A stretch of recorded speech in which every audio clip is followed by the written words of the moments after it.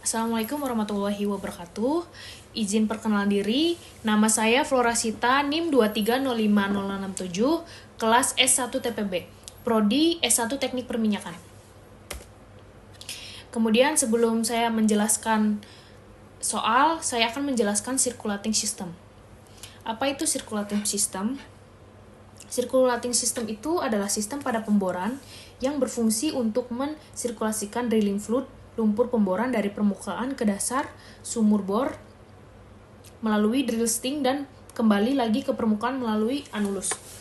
Kemudian alur dari circulating system itu sendiri, kita dari mud pump, kemudian lewat dari discharge line, kemudian ke standpipe, kemudian ke rotary hose, kemudian ke swivel, kemudian ada Kelly, drill pipe, anulus, dan drill corer, kemudian dan drill bit.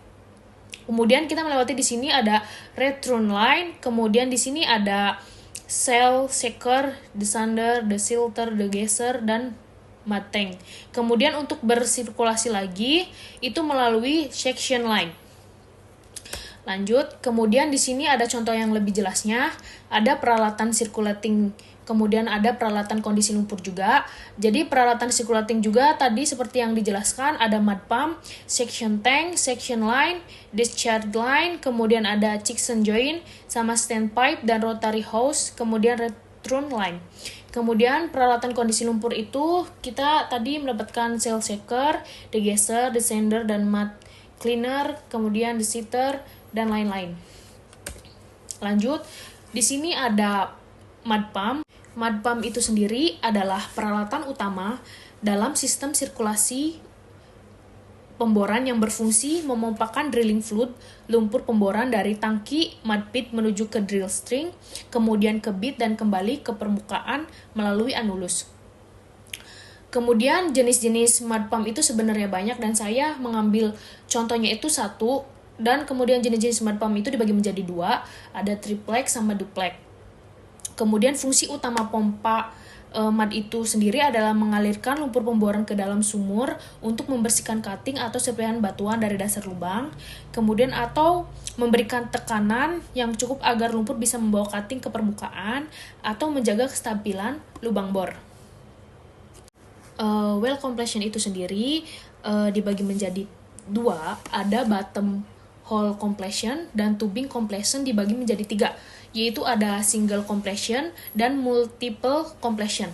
Kemudian ada open hole completion, itu adalah merupakan metode yang paling sederhana di mana casing hanya dipasang sampai puncak formasi produktif. Dan ini contoh yang paling sederhana well completion itu. Lanjut, kita membahas soal pertama. Lanjut, kita langsung ke jawaban.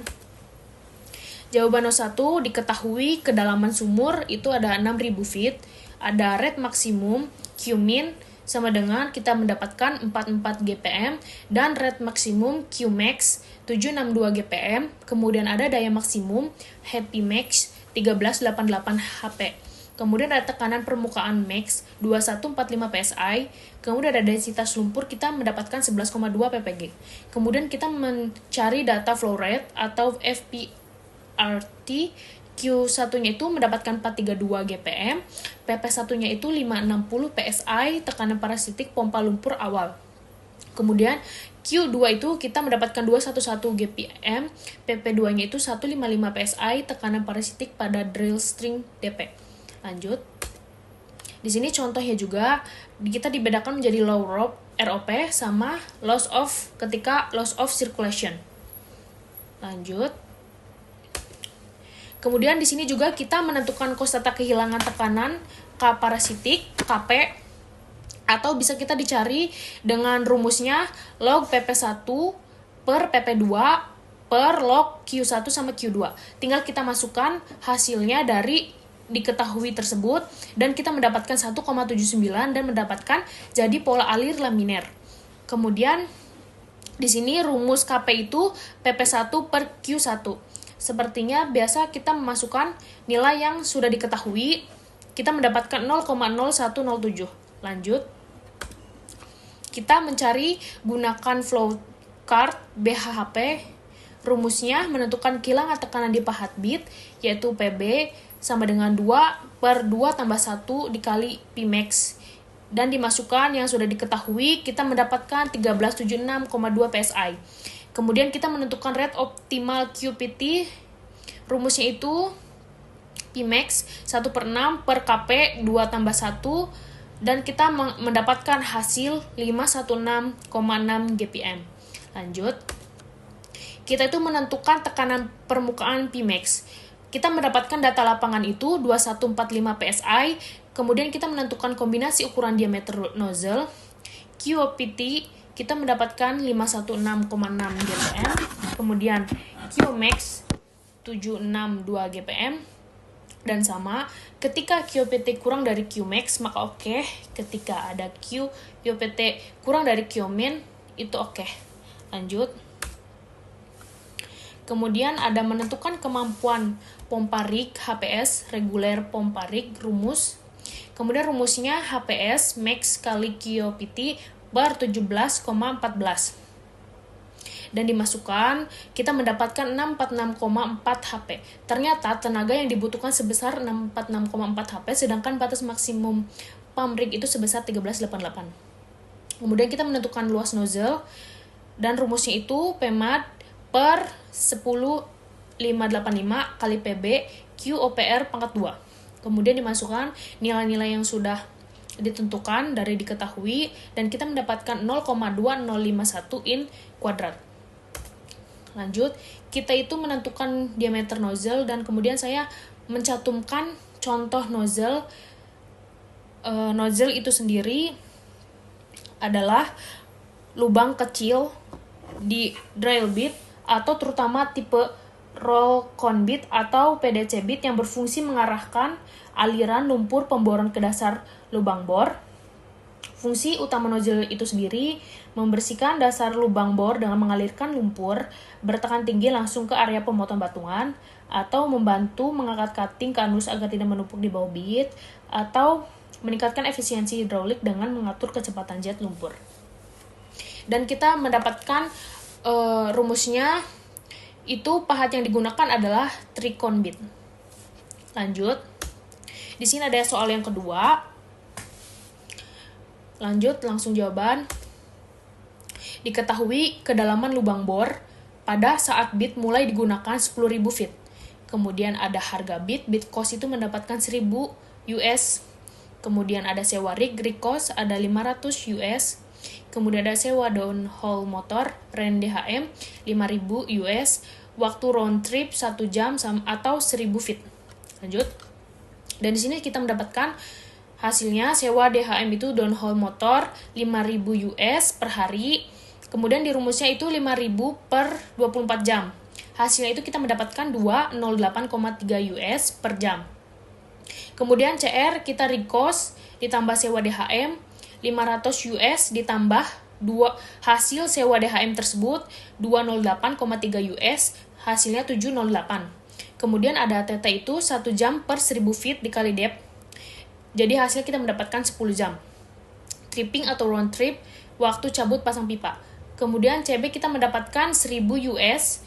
Kemudian ROP sama dengan 25T-1 feet per jam sama dengan 25. Ini waktu yang diambilnya 16 dikurangi 1, 10 feet per jam. Lanjut. Kemudian kumulatif footage-nya itu 272 itu udah dari tabel, ditambah 20 itu dari ROP itu sendiri, jadi hasilnya 292. Kemudian kita menghitung CPF-nya itu, rumusnya kita mendapatkan ini.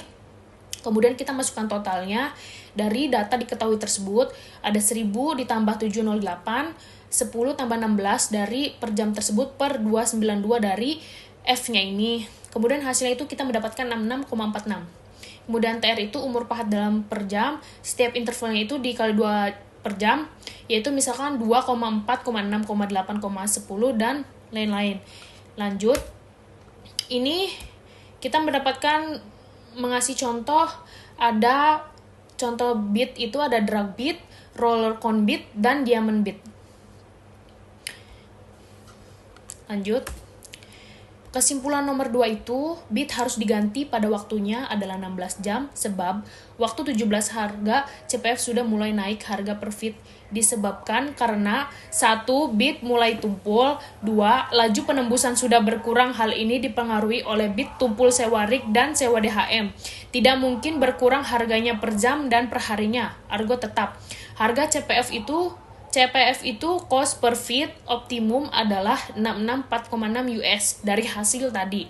Total cost sampai waktu pergantian bit adalah mulai CPF T per jam ke-2 sampai CPF T jam ke-16 adalah 782,82 US. Lanjut. Ini soal nomor 3. Lanjut, langsung jawaban. Kita mendapatkan diketahui tekanan formasi yang paling tinggi mempunyai density 16,2 lb per gal. Harga sugeponnya itu 0,3 lb per gal, ada safety factor itu 0,2 lb per gal. Kita tinggal menghitung total density lumpur yang dapat memecahkan formasi. Dari densitas tertinggi 16,2 ditambah 0,3 ditambah 0,2. Jadi kita mendapatkan 17 lb per gal.